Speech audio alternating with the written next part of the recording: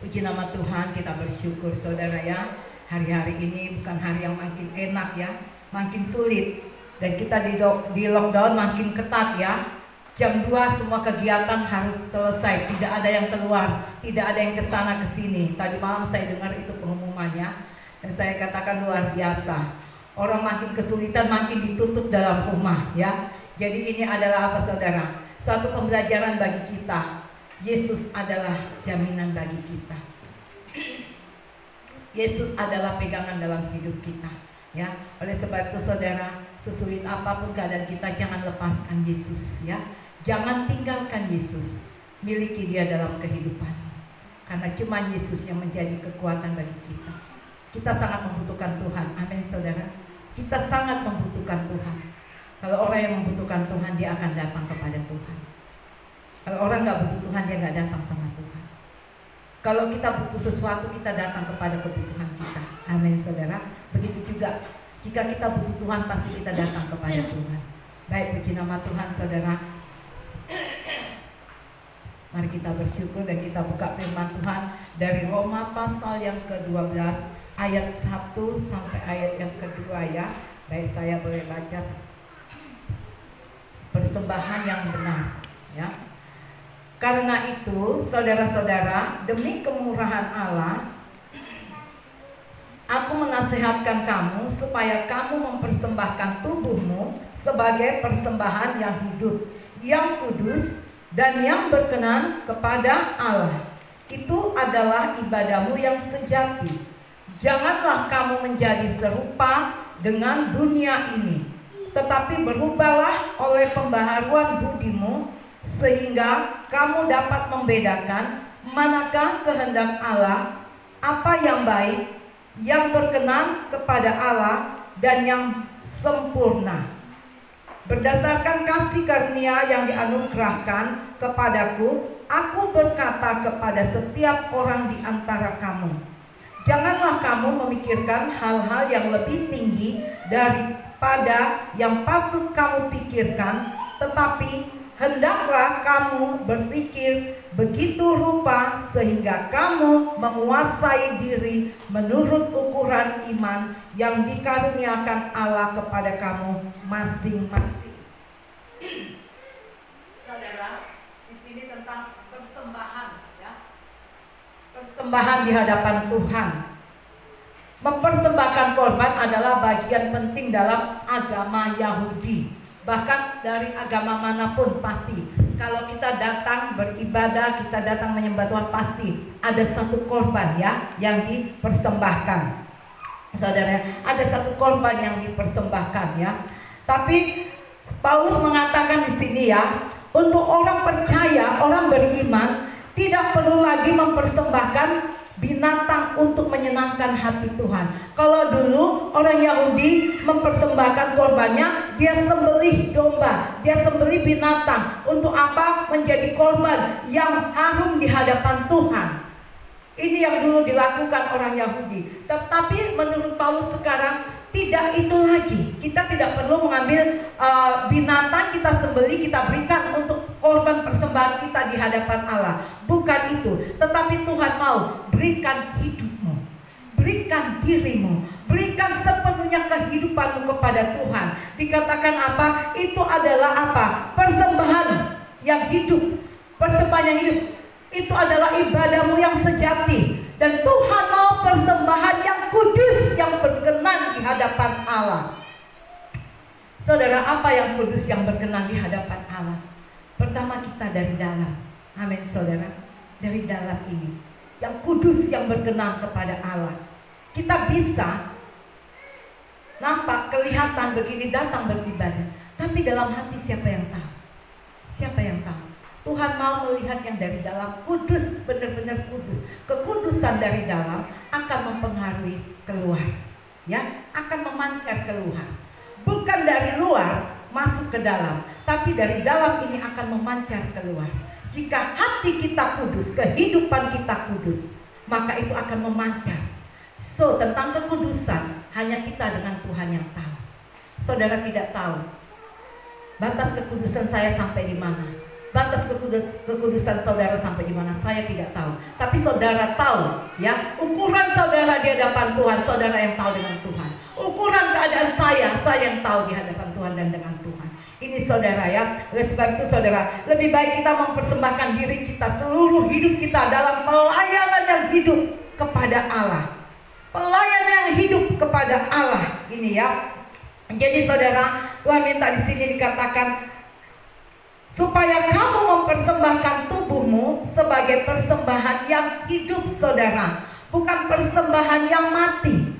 Persembahan yang mati ada korban-korban kita berikan kolekte kita, tetapi itu akan menjadi hidup kalau kita gunakan dengan benar, ya, untuk memperluas kerajaan Allah. Tetapi Tuhan nomor satu meminta persembahan yang hidup adalah tubuh kita ini.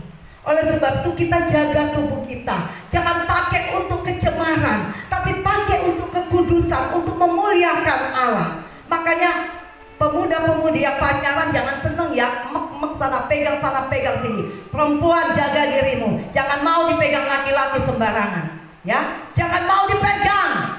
Apalagi yang masih masa puber, ya, baru pacaran, maunya nempel, maunya dipegang, maunya disentuh. Ketika kau bersentuhan dengan lawan jenismu, ada satu magnet yang bergerak dalam tubuh. Ini loh saudara, ya. Jadi jaga. Masih terlalu muda untuk pacaran.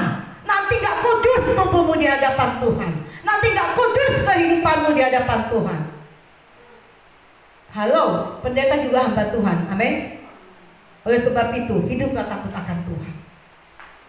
Ketika kita hidup takut akan Tuhan, kita akan menghormati tubuh kita. Amin. Kita akan menghormati tubuh kita. Untuk apa saudara? Untuk kemuliaan nama Tuhan. Untuk kemuliaan nama Tuhan.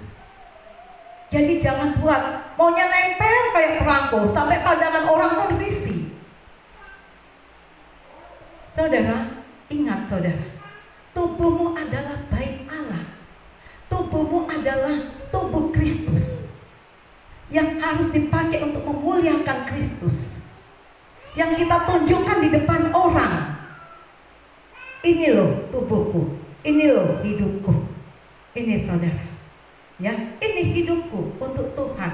Karena Tuhan mau tubuh kita, hidup kita, yang kita bawa untuk menjadi persembahan yang hidup di hadapan Tuhan, dan yang kudus dan berkenan di hadapan Tuhan. Tanpa perkenanan Tuhan, saudara, apapun yang kita buat itu nol. Tidak ada apa-apanya.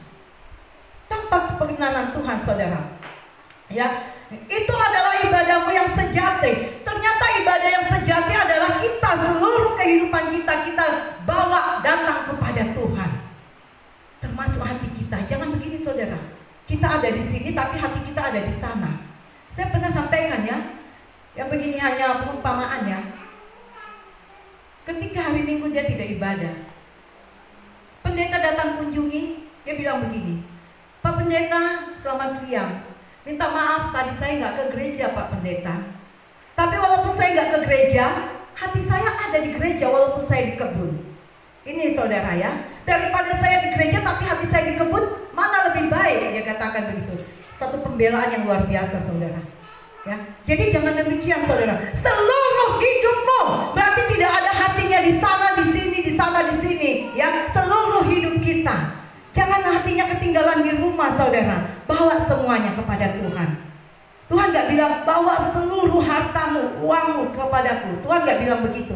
Bawa seluruh hidupmu, karena hidupmu yang akan diselamatkan Tuhan. Bukan harta bendamu, bukan segala apa yang kau punya. Bukan saudara, ya. Oleh sebab itu, walau dunia tidak memandang kita, ingat, tetapi Tuhan melihat kita. Tuhan memperhitungkan kita saudara. Untuk apa kita diperhatikan Tuhan? Untuk diselamatkan. Karaktermu perlu diselamatkan, kehidupanmu perlu diselamatkan. Karena apa? Di ayat kedua dikatakan begini, janganlah kamu menjadi serupa dengan dunia ini, tetapi berubahlah oleh pembaharuan budimu. Saudara, jangan serupa dengan dunia ini. Anak-anak dunia kalau apa pacaran bagaimana saudara, nempel terus, ya. Tapi ingat, kita anak-anak Tuhan. Amin. Kita anak-anak sorga. Kita tahu batasan-batasan. Kita tahu etika yang benar saudara. Jangan serupa, berubah. Tanpa satu perubahan, tanpa tanpa suatu perubahan oleh firman Tuhan, paradigmamu tanpa diubah, karaktermu pun nggak bisa berubah. Oleh sebab itu jangan serupa dengan dunia ini. Perlu ada perubahan apa? Pertama, paradigma. Paradigma ini harus diubahkan, saudara. Kalau paradigma kita masih yang dulu-dulu, saudara, sampai sekarang karakter pun nggak akan berubah. Ya, ketika kita datang kepada Tuhan, ada yang harus dirubah, ada yang harus dibonsai menjadi kerdil. Apa, saudara? Karakter yang tidak memuliakan Tuhan. Ini, saudara. Ini, saudara. Makanya kemarin saya lihat ya, ada teman saya berulang tahun, saudara. Berulang tahun, terus saya tahu dia baik. Ternyata saya ikuti live-nya dia. Dia pestanya apa? Alkohol. Dia pesta alkohol. Saya kira, loh, saya tahu kamu baik, ternyata ini. Akhirnya saya katakan ya, nah, menangislah sekarang. Dan jangan di kemudian hari. Maksudnya apa, saudara? Jika kita masih bisa mau menangis sekarang, saudara, pasti ada penyesalan. Di kemudian hari tidak menangis, ya. Menangislah sekarang dan jangan di kemudian hari. Ngerti, saudara? Masih ada kesempatan untuk menyesali semuanya sekarang. Jangan simpan untuk kedepannya. Ya, makanya dikatakan janganlah kamu menjadi serupa dengan dunia ini. Saudara, dunia ini bicara apa? Dunia ini bicara tentang kejahatan. Dunia ini bicara tentang neraka. Yang apa? Bertentangan dengan kehendak Allah. Oleh sebab itu Allah menginginkan kita mengandalkan Allah sepenuhnya. Saudara ya, di dunia ini bicara tentang masa kini, bukan masa yang akan datang. Masa yang akan datang itu adalah kekekalan. Amin, saudara. Masa yang akan datang kekekalan. Tapi dunia ini berbicara dengan keadaan masa kini yang kita sedang ada di dalamnya. Tetapi Tuhan katakan berubah, jangan kita serupa dengannya. Jangan kita serupa, jangan kita sama dengan dunia ini. Tetapi berubahlah oleh pembaharuan budimu. Saudara, dengan apa budimu diperbaharui? Dengan firman Tuhan. Ini bicara tentang karaktermu diperbaharui dengan firman Tuhan, saudara. Ya, sakit loh, saudara, kalau kita mulai dirubah, diperbaharui oleh firman Tuhan. Ya, nggak orang jauh kita dengan sesama kita akan memperbaharui kita. Karena dikatakan manusia menajamkan manusia, besi menajamkan besi. Ini, saudara, sesama kita saling menajamkan. Masalahnya kita mengerti nggak, ngerespon nggak, atau mungkin langsung nggak mau, kabur aja, begitu. Kecillah kekuatanmu apabila hatimu kecut di dalam segala proses yang terjadi. Ini, saudara. Firman Tuhan kata kecil kekuatanmu, nggak ada kekuatan dari surga. Kita semua nggak kuat ketika kita dibentuk. Amin, saudara. Nggak kuat. Tapi kita punya power dari surga untuk membuat kita kuat. Tuhan siapkan kekuatan itu, saudara. Itu firman Allah. Dirobek sedikit aja tersinggung. Ini, saudara, saya bersyukur ya, saya bersyukur. Ketika Yanti pimpin pujian, tapi hati saya terganggu, saya datang ke rumahnya. Saya datang ke rumahnya. Kenapa begitu? Saya tegur. Ada mamanya, ya. Puji Tuhan, kemarin hari Minggu dia pimpin pujian, saudara. Saya bersuka cita. Ada satu hal yang bawa perubahan dalam kita apabila ada teguran. Amin, saudara. Semua saksikan bagaimana Yanti kemarin pimpin pujian. Ada satu perubahan. Kalau kita ditegur gak mau, bagaimana mau berubah, saudara? Kekejutan aja yang ada. Jadi apa yang kita persembahkan kepada Tuhan? Ini, saudara, saya bersyukur. Berarti ada nilai plus lewat teguran. Artinya didikan. Amin, saudara. Itu didikan. Dan puji Tuhan, keluarganya juga mendukung. Iya, Yanti ini dikatakan begitu. Saya bersyukur, saudara, ya. Jadi ada suatu perbaikan dalam hidup ini. Untuk apa ada firman Tuhan untuk kita? Untuk apa dikatakan persembahan yang kudus? Karena, saudara, ini pun satu teguran bagi kita. Untuk kita tahu menempatkan diri kita sebagai anak-anak Allah, ya. Jadi kita nggak serta-merta bisa karena kita bisa. Tidak, saudara, ya. Semuanya butuh proses. Butuh proses, saudara.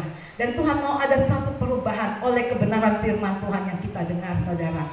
Ketika, ya, paradigma kita diubahkan dan karakter kita akan diubahkan juga, dan seluruh kehidupan kita akan diubahkan. yang membuat kita layak di hadapan Tuhan. Kalau dalam hidup ini ada perubahan, ini yang membuat kita layak di hadapan Tuhan. Ya, ini yang membuat kita layak di hadapan Tuhan. Bukan kemampuan kita, saudara. Bukan kekuatan kita. Supaya kita mengerti, saudara ya. Katakan, sehingga kamu dapat membedakan manakah kehendak Allah, apa yang baik, yang berkenan kepada Allah, dan yang sempurna. Ketika ada perubahan dalam kehidupan kita, saudara, maka kita mengerti, membedakan mana yang menjadi kehendak Allah dan mana yang bukan kehendak Allah. Supaya nggak semuanya, ya saudara, kita anggap baik. Kita harus tahu membedakan mana tangan kanan dan mana tangan kiri, saudara. Jangan seperti orang Niniwe, nggak tahu membedakan mana tangan kanan, mana tangan kiri. Sampai Tuhan kasihan melihat, makanya Tuhan utus Nabi Yunus ke sana untuk menyelamatkan mereka, saudara. Karena dia nggak tahu membedakan mana tangan kanan, mana tangan kiri. Semua mereka samakan, artinya apa? Tidak mengerti kehendak Allah. Tidak tahu yang mana yang Tuhan mau harus kita lakukan, yang mana yang Tuhan tidak mau jangan dilakukan. Ini saudara, baiknya Tuhan mendidik kita, mengajar kita, saudara ya. Oleh sebab itu saudara kasihan Tuhan, mengatakan jangan kita sama dengan dunia ini. Kenapa saudara? Bagi Paulus tadi saya katakan dunia ini berarti hidup masa kini, saudara ya. Berkehidupan masa kini, di mana manusia itu lebih banyak apa, saudara? Mengandalkan hal-hal yang dengan apa? Dengan kekuatannya sendiri. Hal-hal yang bertentangan dengan kehendak Allah. Banyak, saudara. Manusia lebih mengandalkan hal-hal yang bertentangan dengan kehendak Allah, tidak menyenangkan hati Allah. Itulah dunia, saudara ya. Itulah dunia. Oleh sebab itu Tuhan mau kita ada satu perubahan. Ketika kita diperbaharui, saudara, semuanya akan menjadi baru, akan berubah, saudara ya. Akan menjadi baru dan berubah. Itulah sebabnya Paulus terus apa? Berlari mengejar perkenanan Allah. Paulus berlari mengejar perkenanan Allah. Kalau manusia kan maunya apa? Hidup pasti apa? Sempurna semua. Tidak mau susah apalagi menderita. Tetapi Paulus beda. Kita buka dari Filipi pasal 3.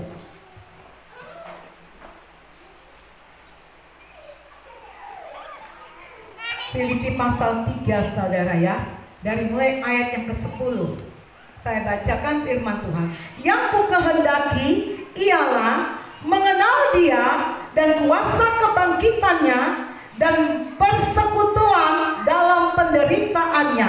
Saudara, yang Paulus kehendaki adalah mengenal Dia dan kuasa kebangkitannya dan persekutuan dalam penderitaannya. Kenapa Paulus mau bersekutu dengan penderitaan Kristus, mau menyatu dengan penderitaan Kristus? Manusia nggak ada yang mau menderita, pasti nggak ada yang mau menderita. Tapi Paulus mau, ini yang dia ambil, ini yang dia kehendaki. Saudara, aneh ya, orang aja nggak ada yang mau menderita, tapi Paulus mau, yang dia kehendaki. Karena saudara, di mana aku menjadi serupa dengan Dia dalam kematiannya. Paulus tidak hanya mau berkat dan berkat dari Tuhan.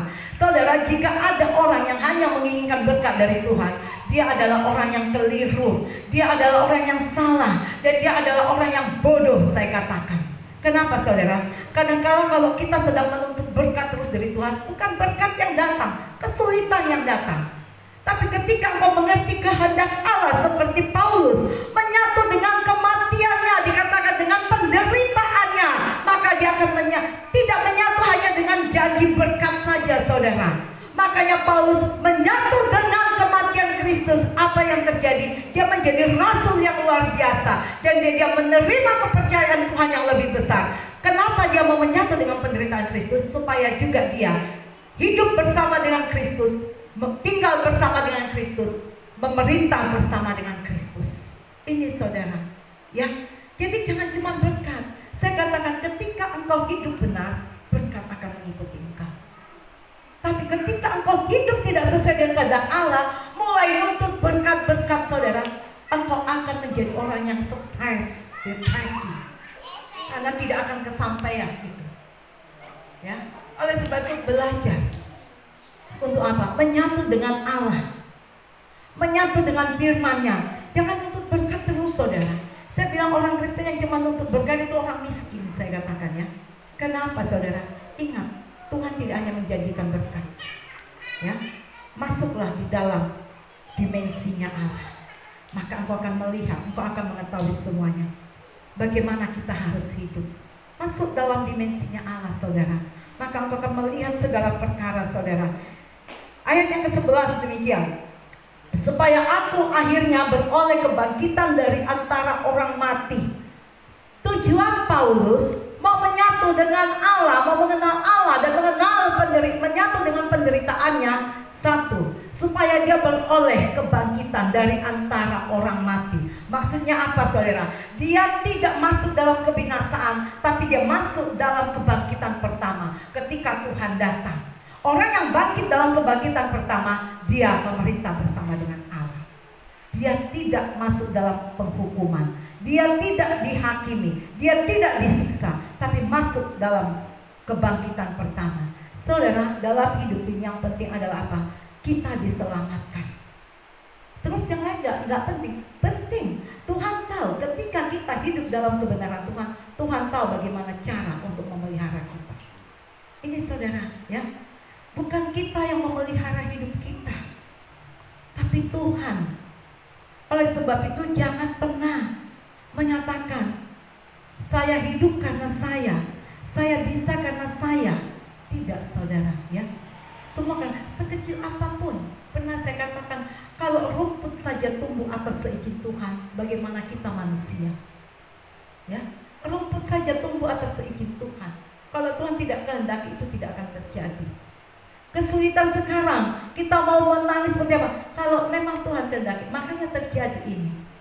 Saudara ya, jadi jangan pernah salahkan Tuhan. Kalau Tuhan suruh kita hiduplah kudus, hidup aja kudus. Kenapa, saudara? Untuk kedepannya Tuhan yang akan berperkara jika kita memang hidup dalam kekudusan. Bukan seolah-olah telah memperoleh hal ini atau telah sempurna, ya. Bukan seolah-olah aku telah memperoleh hal ini atau telah sempurna, melainkan aku mengejarnya. Kalau aku dapat juga menangkapnya. Saudara, Paulus mengatakan ini bukan karena Paulus sudah sempurna melakukannya. Paulus pun sedang belajar di sini. Dia pun sedang belajar. Kalau dia menangkap aku juga akan menangkap dia. Ini maksudnya apa, saudara? Satu respon yang baik dari Paulus terhadap firman Tuhan. Ya, kalau Tuhan udah tangkap aku juga harus tangkap dia. Maksudnya satu respon, saudara. Dia memberikan respon yang baik, yang positif, bahwa dia mau hidup di tangan Tuhan. Dia mau hidup di tangan Tuhan, saudara ya. Dia katakan karena aku pun telah ditangkapnya oleh Kristus Yesus. Ayat yang ke-13. Saudara-saudara, aku sendiri tidak menganggap bahwa aku telah menangkapnya, tetapi ini yang kulakukan. Aku melupakan apa yang telah di belakangku dan mengarahkan diri kepada apa yang di hadapanku. Saudara, tadi saya katakan Paulus sedang belajar. Dia belajar dengan cara apa? Melupakan apa yang di belakangnya dan mengarahkan pandangannya dengan apa yang ada di depannya. Dia fokus ke depan. Dia tidak lagi kembali ke belakang, saudara. Melupakan apa yang di belakang dan maju menuju tujuan yang dia tuju, yaitu apa? Panggilan surgawi, saudara ya. Dia mau merebut hadiah ini dia dari Tuhan. Makanya dia tinggalkan, dia berlari. Jika engkau berlari, maka Tuhan akan berlari bersama dengan engkau. Saudara, jika engkau duduk, Tuhan gak bisa buat apa-apa. Oleh sebab itu kerjakan keselamatanmu. Berlari juga menuju panggilanmu. Berlari, saudara ya. Tuhan mau berlari dengan orang yang mau berlari. Tuhan gak mau berlari dengan orang yang sedang duduk. Mengerti, saudara? Ada sesuatu yang harus kita buat. Ini maksudnya. Responi firman Tuhan ya.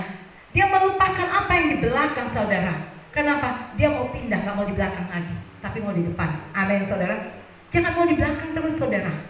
Pindah ke depan, ya, pindah ke depan. Di belakang itu bicara tentang apa? Tentang hal-hal yang lama. Tapi di depan ada hal-hal yang baru. Tidak mungkin. Ini Ini saya kasih contoh ya. Kalau di mall ada keluaran baru, dia nggak akan disimpan di gudang, tapi dia akan dipajang paling depan. Ya, dia akan dipajang paling depan. Kenapa saudara? Karena ini berbicara tentang apa? Tentang hal yang baru, tentang hal yang baik, tentang hal yang bagus, tentang hal yang paling menarik, hal yang menjanjikan, hal yang sedang dipandang. Saudara, jangan kembali ke belakang. Kalau kita lari jangan fokusnya ke belakang saudara, tapi fokus ke depan. Kalau fokus ke belakang apa itu saudara? Kalau ditarik, dia mundur. Apa itu saudara? Saya gak akan ungkapkannya. Itu orang fokus ke belakang. Kubangan ya saudara, kubangan. Ya, jadi ketika saudara Paulus ditangkap Tuhan, dia juga mau menangkap Tuhan. Dia gak lepaskan Tuhan. Dia berlari mencapai tujuan itu dengan melupakan apa yang di belakang. Apa yang di belakang Paulus? Pembunuhan dia lakukan, menganiaya umat Tuhan, ya, tidak mengizinkan orang beribadah. Ini dilakukan Paulus. Makanya dia berlari meninggalkan itu. Tinggalkan itu semuanya. Lari dari tempat itu. Jangan ada di tempat itu saudara. Biar orang katakan ini indah, sekarang kok beda ya. Itu tandanya ada apa? Pembaharuan. Amin saudara. Mesti ada perubahan, ada pembaharuan dalam hidup ini. Hidup ini adalah kesempatan. Amin. Kesempatan untuk berubah, kesempatan untuk melayani Tuhan, kesempatan untuk melakukan yang benar, kesempatan untuk hidup kudus. Ini saudara, untuk hidup ini. Jadi hidup ini nggak begitu-begitu aja saudara ya. Nggak seperti yang dulu, tapi seperti yang sekarang dan yang akan datang. Ini saudara, dan gini, dan berlari-lari kepada tujuan untuk memperoleh hadiah, yaitu panggilan surgawi dari Allah dalam Kristus Yesus. Saudara, ini yang dilakukan Paulus. Dia mau berlari bersama dengan Allah. Mari kita berlari bersama dengan Allah saudara. Dengan apa? Apa harus lari di jalan bersama dengan Allah? Enggak saudara, kerjakan kebenaran itu. Kerjakan kebenaran itu. Yesus katakan dalam Yohanes 17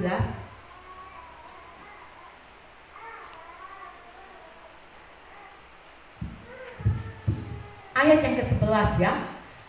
Dan aku tidak ada lagi di dalam dunia, tetapi mereka masih ada di dalam dunia, dan aku datang kepadamu, ya Bapa yang kudus. Dengar ya, Bapa yang kudus, peliharalah mereka dalam namamu, yaitu namamu yang telah engkau berikan kepadaku, supaya mereka menjadi satu sama seperti kita.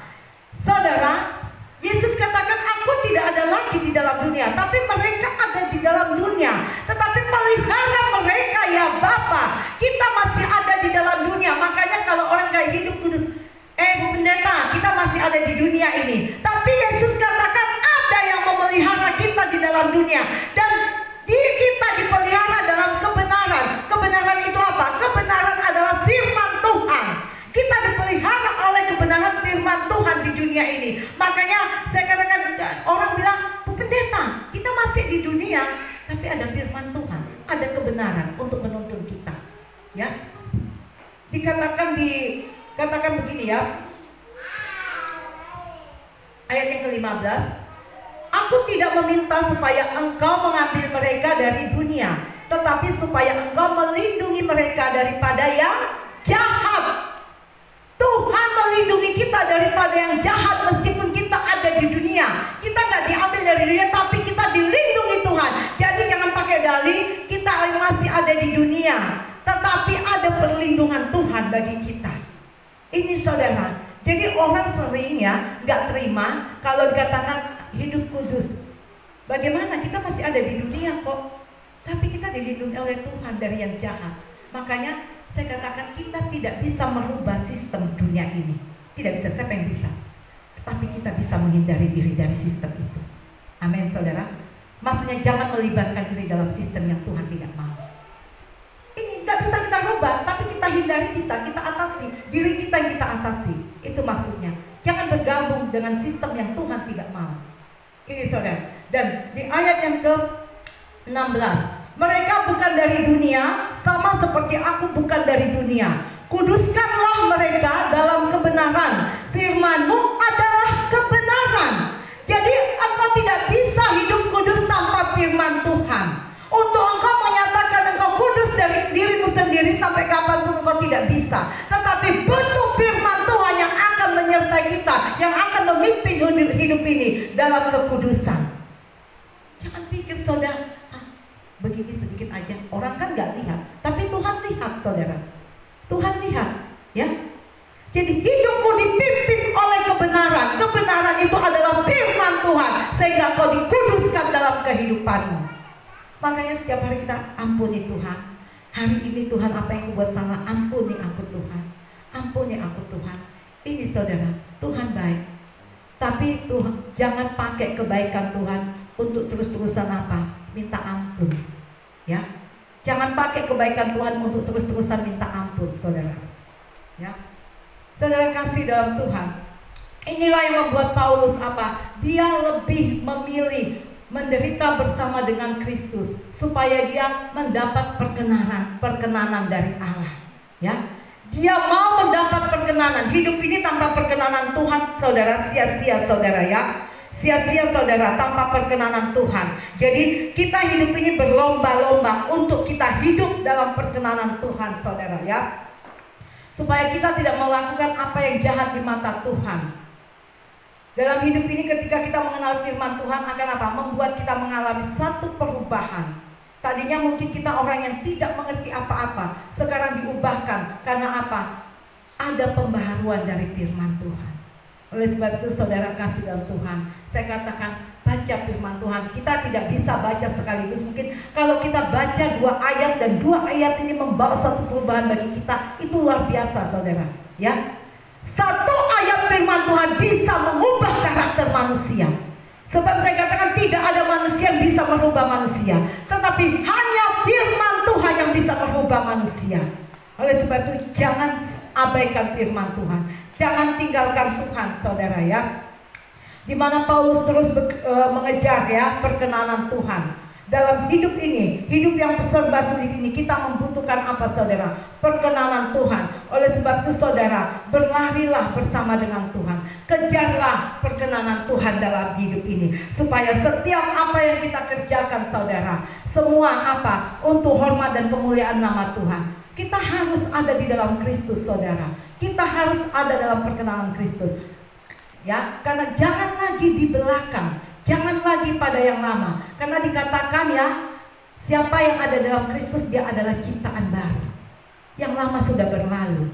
Makanya gak fokusnya ke belakang lagi. Fokusnya berlari ke depan. Coba buka 2 Korintus 5 ayat yang ke-17 ya. 2 Korintus 5 ayat yang ke-17 ini saudara. Demikian firman Tuhan. Jadi siapa yang ada di dalam Kristus, ia adalah ciptaan baru, yang lama sudah berlalu, sesungguhnya yang baru sudah datang. Saudara, Paulus meninggalkan yang lama, yang sudah lalu jangan lagi kita hidupi, tapi kita menghidupi apa yang baru, sesuatu yang baru daripada Allah. Ini yang kita hidupi. Hidupi firman Tuhan di dalam kehidupanmu. Jangan hidupi kehidupan yang lama dalam kehidupanmu. Sulit ya? Gimana ya? Hidupi firman Tuhan dalam kehidupanmu. Jangan hidup yang lama dalam kehidupanmu. Saudara bisa menangkap? Maksudnya apa saudara? Fokusmu adalah Kristus. Fokus kita adalah ke depan. Tidak perlu yang lama lagi kita jaga, kita hidupi, kita adakan dalam hidup ini. Tidak saudara. Untuk menjadi satu hal yang baru saudara, butuh apa saudara? Butuh proses. Sakit saudara untuk pindah dari tempat yang lama ke tempat yang baru itu nggak gampang bagi daging kita ya, nggak gampang untuk kedagingan kita. Sakit, tersiksa saudara. Saking nggak mampunya orang bisa kembali kepada yang lama lagi. Tapi yakinlah ketika engkau tetap bertahan, tetap mau berlari bersama dengan Tuhan, Tuhan akan menarik engkau dan Tuhan akan mengangkat engkau. Tuhan akan membawa engkau ke dalam rencana yang lebih indah. Ini saudara, jangan pernah kembali kepada apa yang ada di belakang saudara. Manusia kebanyakan apa saudara ya? Kalau lagi mau cari Tuhan seperti malaikat, Nanti sudah terjawab apa yang diinginkan saudara. Yang tadinya haleluya bisa jadi apa? Halelupa. Tapi saya percaya kita tidak demikian ya. Semakin kau melihat pertolongan Tuhan, semakin engkau membutuhkan Tuhan, semakin kau menghormati Tuhan. Jangan pernah merasa puas saudara dengan pertolongan jawaban doamu yang sudah dijawab Tuhan. Kalau engkau puas sebatas itu, engkau tidak akan pernah membutuhkan Tuhan. Engkau hanya membutuhkan jawaban saja. Tuhan tidak pernah dibutuhkan. Ingat, butuhkan selalu sumber hidup. Amin saudara. Butuhkan selalu sumber hidup. Persembahkan tubuhmu, persembahkan seluruh hidupmu, kuduskan kehidupanmu supaya menjadi persembahan yang hidup, yang kudus dan yang berkenan di hadapan Allah. Dan biarlah engkau mau diperbaharui oleh firman Tuhan supaya paradigmamu, karaktermu, seluruh hidupmu berubah di hadapan Allah. Dan berlarilah bersama dengan Allah, maka Allah juga akan berlari bersama dengan engkau ya. Allah akan berlari bersama dengan engkau ketika engkau mau berlari bersama dengan Allah. Maksudnya apa saudara? Allah tidak akan membiarkan orang yang datang kepadanya. Allah tidak akan membiarkan orang yang berseru-seru kepadanya, tetapi dia akan datang dan menyambutnya. Dan hari ini apa yang kita dengarkan firman Tuhan, persembahkan kekudusan di hadapan Tuhan. Jangan persembahkan kecemaran ya saudara, persembahkan kekudusan hidup di hadapan Tuhan. Itulah yang berkenan di hadapan Tuhan. Kita butuh perkenanan Tuhan. Mari kita raih perkenanan Tuhan dengan melakukan kebenaran-kebenaran firman Tuhan dalam hidup ini. Amin. Tuhan Yesus memberkati.